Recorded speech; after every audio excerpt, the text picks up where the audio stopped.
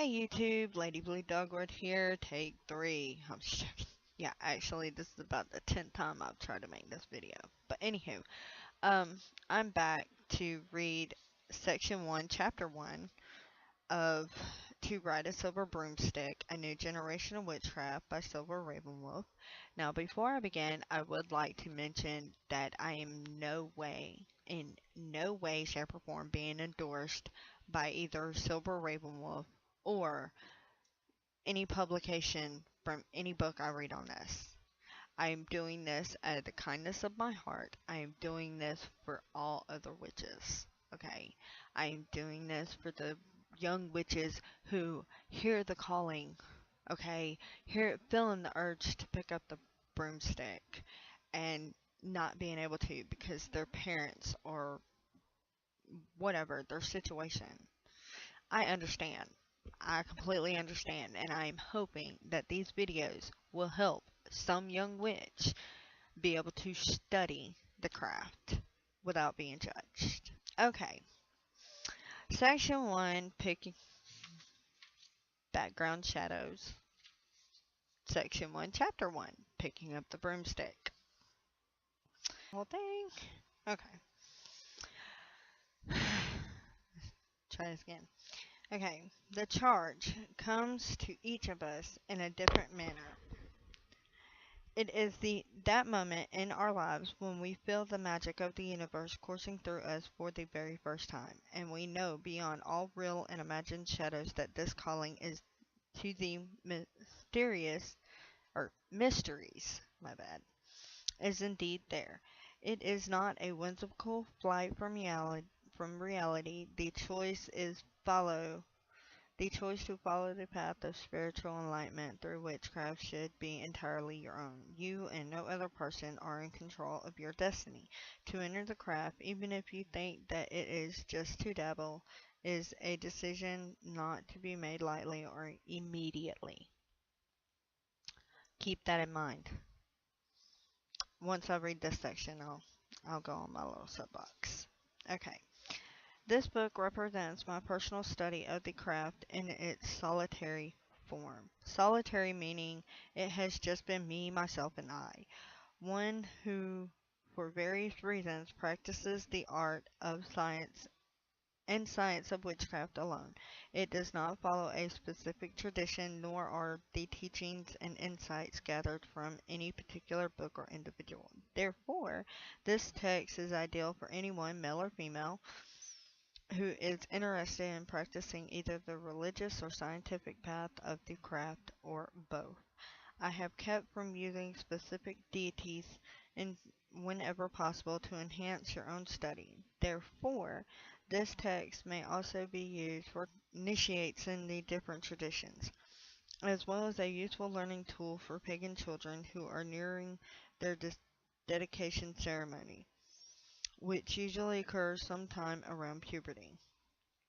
When you will find very little history of witchcraft in the volume because it has been designed as an active, hands-on book. I am one of those people who likes to cut to the chase and learn how to do something without extraneous information that I may or may not use. The information that I feel is important for me may be dry and boring for you.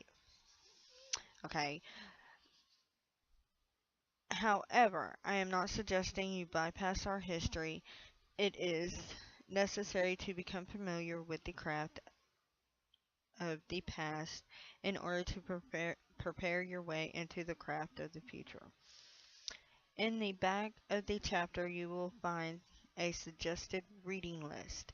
It is not essential to read every book on the list or read them in the order given. Choose the titles that appeal to you.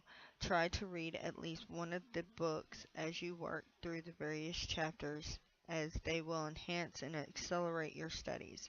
In Appendix 1, I have provided some of the recent milestones and craft-related events. Why any history at all? Although you may not be interested in the political side of the craft, it does exist, and since we know ignorance is not bliss, You should be aware of who has been working for both solitary and covenanters alike. Remember, though, that all history is in the hands of the writer who provided it. No single event is seen in exactly the same way by anyone, even the participants. Most histories of centuries ago, which are available today, were written by the victors, not the other way around. Each chapter also contains written exercises. None of them are difficult, but all of them are important and should be completed. Please make an effort to do them in the order they are giving. I suggest that before you continue, you purchase a notebook that is sturdy enough to weather hard use. A ring binder is nice so you can move pages around when the need arises. We'll cover variety types of record keeping later on, but you will begin using the notebook shortly. While studying craft information, please realize that you are a unique individual. Lessons come not from the text, but from everyday life as well. In applying your new knowledge, you will gain wisdom and insight into the many worlds around you. Be patient. Don't push yourself. Let it come naturally, and by all means, enjoy yourself. You need to get you a notebook. This is my notebook. Nothing special about it. Cost me like $7.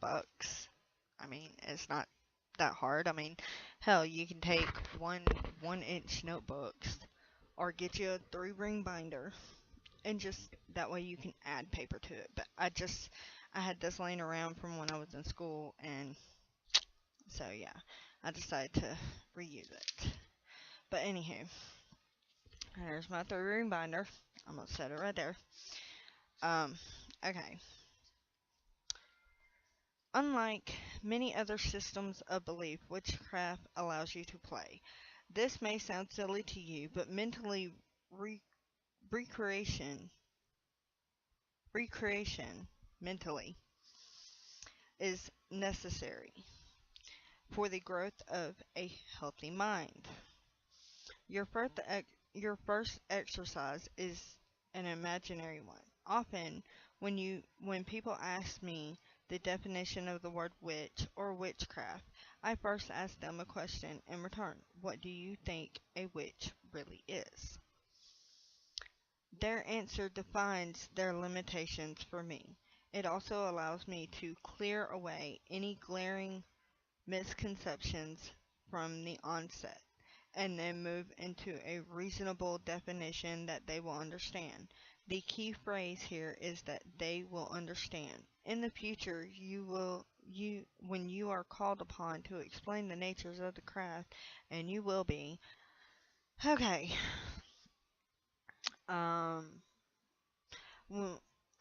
always remember to speak with clarity. Don't fill their heads with buzzwords and incomprehensible data. Short and sweet answers serve you better. Okay, before continuing in this book, write an imaginary letter to me. Even though you may be an old hand in the picture of witchcraft, your letter will hold surprises for you. Thinking about what we are and the actions of defining this through a limited vehicle, such as a pen and paper are two entirely different things. On the first page of your new notebook, begin the letter by telling me what your definition of the word witch is. In the second paragraph, describe the word witchcraft. In the third paragraph, write your general knowledge on how you feel society in general accepts the practice of witchcraft and why this is so. Close your letters by listing one major goal you would like to complete before you finish this book. This goal can be spiritual, mental, or physical.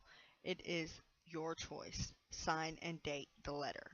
Okay, I'm not going to tell you what to put in the letter because this is your exercise.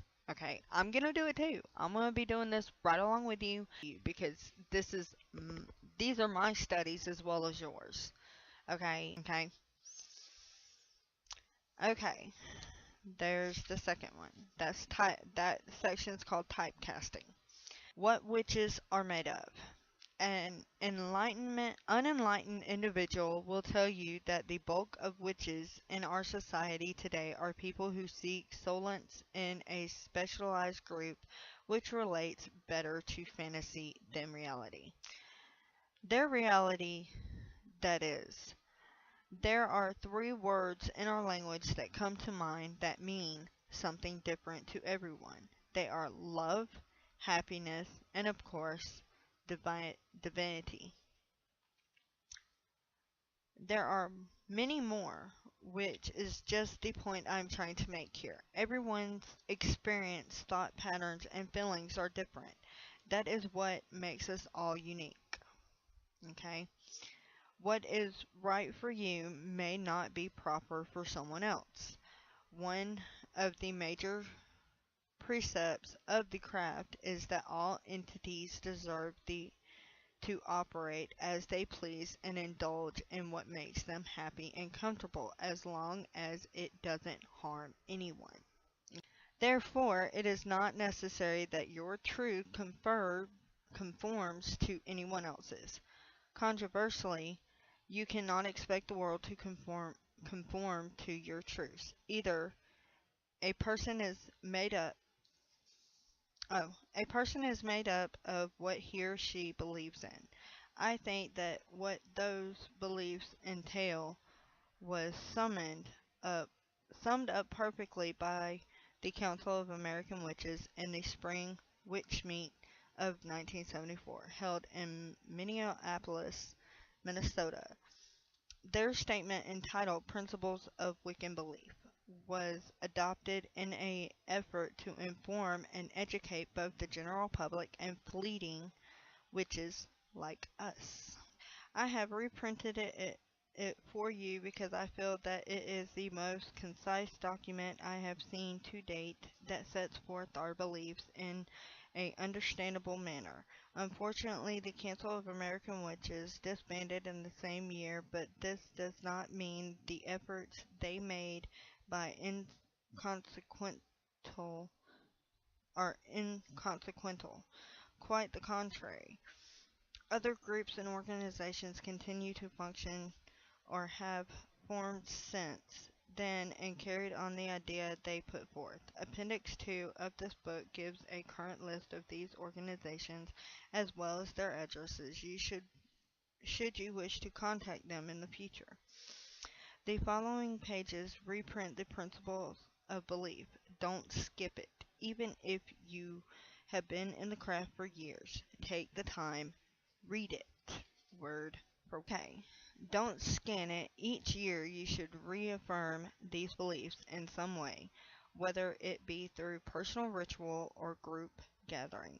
You should choose one of our major holidays or simply pick the date of your dedication or another special day. Um, Principles of belief. The Council of American Witches find it necessary to define modern witchcraft in terms of the American experience and needs. We are not bound by traditions from other times and other cultures, and owe no allegiance to any persons or power greater than the divinity manifest through our own being. Okay. As American witches, we welcome and respect all life-affirming teachings and traditions and seek to learn from all and to share our learnings with our council. It is in the spirit of welcome and cooperation that we adopt these few principles of Wiccan belief. In seeking to be inclusive, we do not wish to open ourselves to the destruction of our group by those on self-serving power trips, or to philosophies to philosophies and practices contradictory to these principles, in seeking to exclude those whose ways are contradictory to ours. We do not want to deny participation with us to any who are sincerely interested in our knowledge and beliefs, regardless of race, color, sex, age, national or cultural origins, or sexual preference. We therefore ask only that those who seek to identify with us accept these few basic principles. We practice rites to attune ourselves with the natural rhythm of life forces, marked by the phases of the moon and the seasonal quarters and cross quarters. That was number one. Number two, we recognize that our intelligence gives us a unique responsibility towards our environment. We seek to live in harmony with nature and ecological balance, offering fulfillment to life and consciousness within the voluntarily concept. Number three, we acknowledge a depth of power far greater than is apparent to the average person. Because it is far greater than ordinary, it is sometimes called supernatural, but we see it as lying within that which is naturally potential for all. Number four, we conceive of sorry, my ear itched. Um, we conceive of the creative power in the universe as manifesting through polarity. Polarity, I guess. I'm not sure. Sorry, I'm like trying to adjust my microphone. But anywho, as masculine and feminine, and that this same creative power lives in all people and functions through the interactions of the masculine and feminine. We value neither above the other. Knowing each to be supportive of the other. We value sexuality as pleasure, as the symbol and embodiment of life, and as one of the sources of energy used in magic practices and religious worship. Number five, we recognize both outer worlds and inner worlds, or psychological worlds, sometimes known as the spiritual world, the collective unconscious, the inner planes, etc. And we see in the interaction of those two dimensions the basis of paranormal phenomenon and magical exercise. We neglect neither dimension for the other, seeing both as necessary for our fulfillment. Number six, we do not recognize any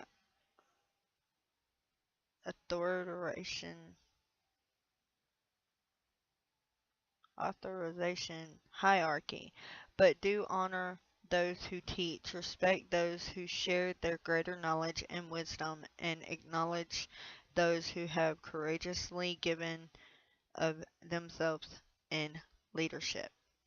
Number seven, we see religion, magic, and wisdom in living as being united in the way one views the world and lives within it, a worldview and philosophy of life, which we identify as witchcraft or the Wiccan way. Number eight, calling oneself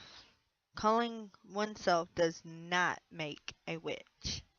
Where was I? Okay, but neither does heredity heredity itself, or the collecting of titles, degrees, and initiations. A witch seeks to control the forces within him or herself, that make life possible in order to live wisely and well without harm to others in harmony with nature. Okay, number nine. We acknowledge that it is the affirmation and fulfillment of life in a continuation of evolution, evolution and development of consciousness that gives meaning to the universe we know and to our personal role within it.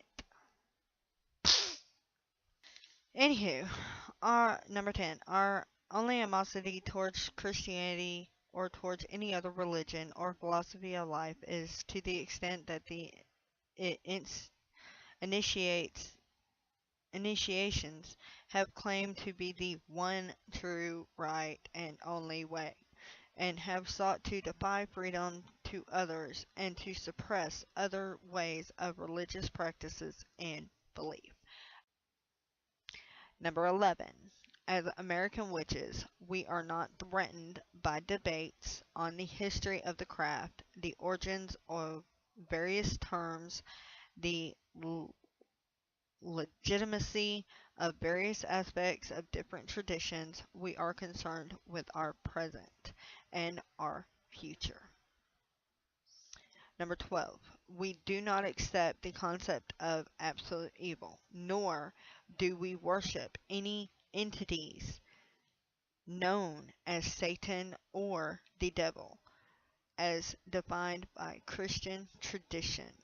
We do not seek power through the suffering of others, nor do we accept the concept that personal benefit can only be derived by denial to another. Number 13. We work within nature for that which is contributory to our own health and well-being. Okay, get out your notebook and write down these concepts. Anywho, write down these concepts that either you do not understand or do not agree with, and why.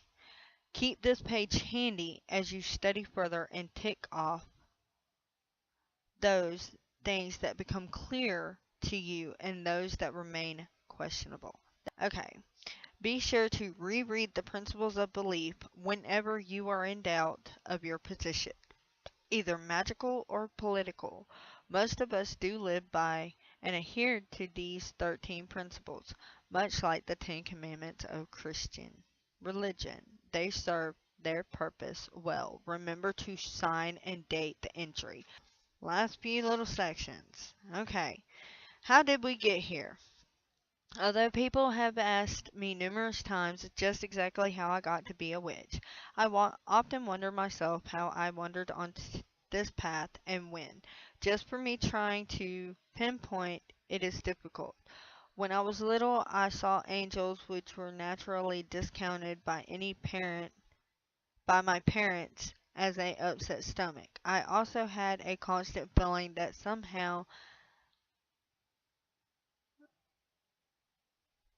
I somehow didn't belong. I went through that maybe I'm adopted syndrome, but that didn't wash. I'm the spitting image of my mother. In fact, after she died, a friend of hers saw me in a bank and thought she was seeing my mother's ghost instead. That was an interesting experience. Yeah, if my daughter looked just like me, people think she was me. Yeah, which I can't have kids, unfortunately, but anywho. When I was 13, an older family member gave me a deck of tarot cards because she scared herself when she read them. No, I didn't tell her. No, they didn't tell her she was going to die. They told her about some important life events that were to come that she hadn't planned on. Hence, I got the cards. When Sybil Leek's book, Sybil Leek's book, Diary of a Witch, came out, I ate it up. I had always been told that witchcraft was evil, bad, part of the devil's work, etc. This book told me an entirely different story. I thought this was me. But because this was only one book, I had several years of standard religion drilled into my head. I was doubtful. That was me. Except for I had more than several years from the time I was like 5 till the time I was like 18. I had to go to church. I had to believe in God. I had to read the Bible. Every year for Christmas, I got a Bible. Really? Anywho, around the same time, I visited my grandfather. As I sat by his chair, eating cookies and drinking iced tea, he told me that at least one of my ancestors had been a Philadelphian Dutch powwow artist. These people were known for their healing techniques. Years later, when I questioned him on the subject, again he denied it. And so my own saga begins. My point to this is that everyone comes to the craft in a different manner, and there is no one correct way to reach the juncture in your life. Often your decision is made up of thousands of things that have happened over the years that finally accumulated into the knowledge of, gee, this really isn't me. This is what I am. Okay? Now, turn to the third page in your book, in your notebook, and write down how you came to this point in your life. What needs are you feeling right now? What do you feel you will gain by studying the craft? What do you feel? What do you fear you may lose if you continue on this path? Be perfectly honest with yourself. If you are not, don't waste the ink in your pen or the lead in your pencil. Okay?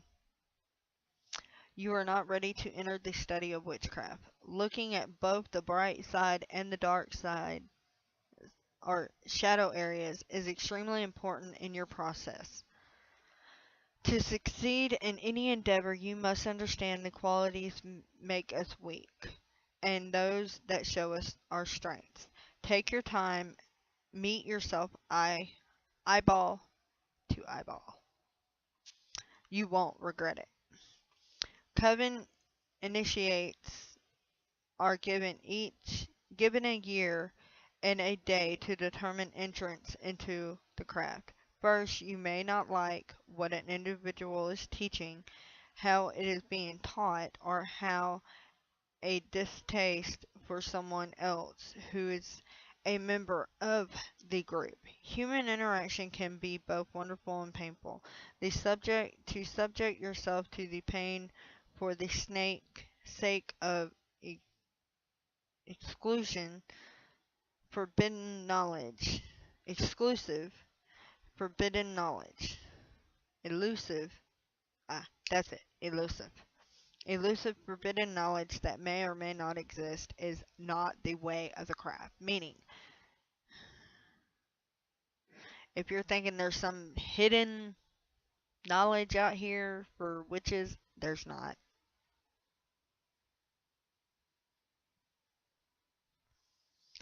Likewise, others may have the same feeling about you. An individual who opts for the solitary path does not have this restriction.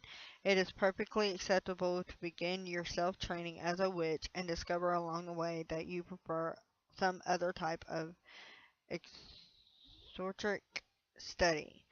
The craft, as any religion, science is not for everybody. Your right is I'm like getting tongue tied here. I don't know why. Anywho, your right to choose is the glory benefit of being an individual. I personally like the year and a day concept and suggest exactly 1 year and 1 day from today. Write today's date on the fourth page of your book. Reread the notes you have taken during your study of this book. I assure you that you will be amazed, astounded, and very proud of yourself, even if you desire not to become involved in the craft after finishing this text. I will still encourage you to reread your notes 1 year hence. You may be shocked at the accomplishments you have made on the path you have chosen. Under today's date, write your own statement as purpose and a promise to yourself that you will reread your notes in one full turn of the wheel. Okay, in this chapter, we have briefly covered the identity of witch and witchcraft. You have learned that by following the principles of belief, modern day witches can fit in quite nicely with the rest of society. The principles of belief also show that we are not a bunch of crazies hovering over the proverbial cauldron, plopping in bats' wings and toads' legs, living in a mystical cave somewhere atop a mountain, whatever. Atop mountain, whatever. We think logically, we plan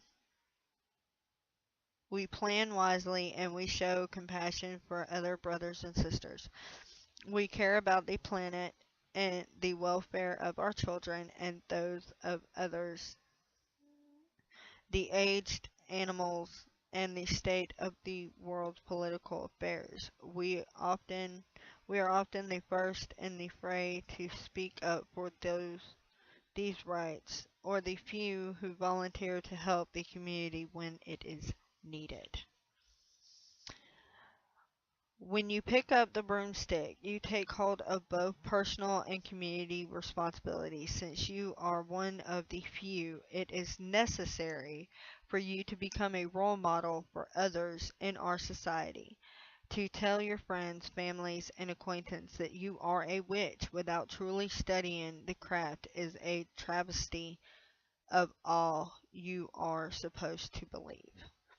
Although the practice of the craft is fun and enjoyable, the choice to enter such an environment is serious business. Your final choice must be made carefully and wisely.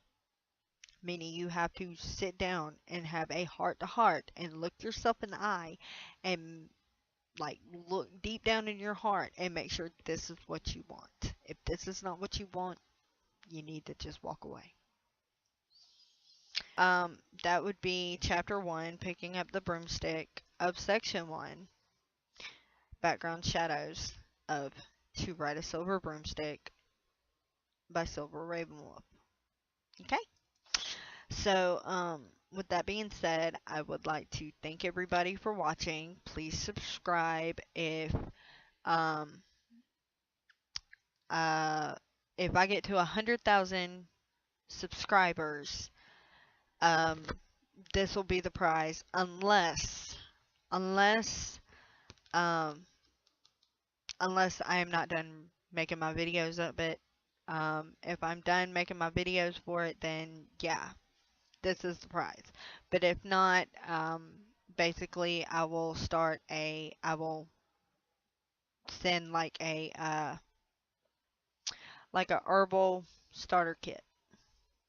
Put you some white sage in there, some mugwort, some lavender, some rose petals, some charcoal discs, things like that. So, anywho, but yeah. Other than that, I hope y'all enjoyed this session, and until next time, blessed be.